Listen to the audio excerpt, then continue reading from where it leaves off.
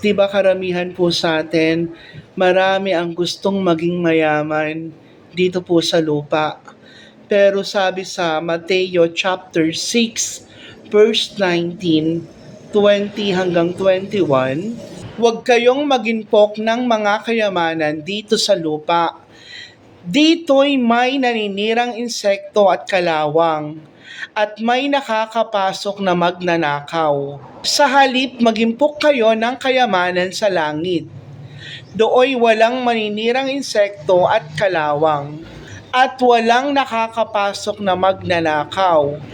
Sapagkat saan naroroon ang iyong kayamanan, naroroon din ang iyong puso.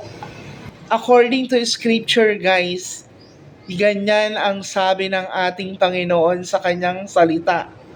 Ito naman po ang sabi sa scripture sa Mateo chapter 6 verse 24.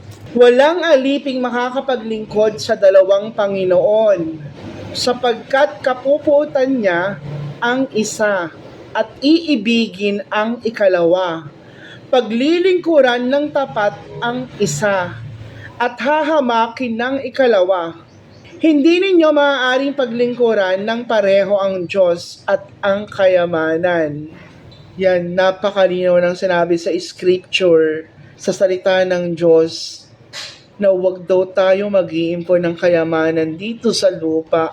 Maraming insekto at kalawang, at meron ding nakakapasok na magnanakaw. Napakalinaw din na sinasabi sa scripture, guys, di ba? Na huwag nating ibigin ang pera dito sa lupa.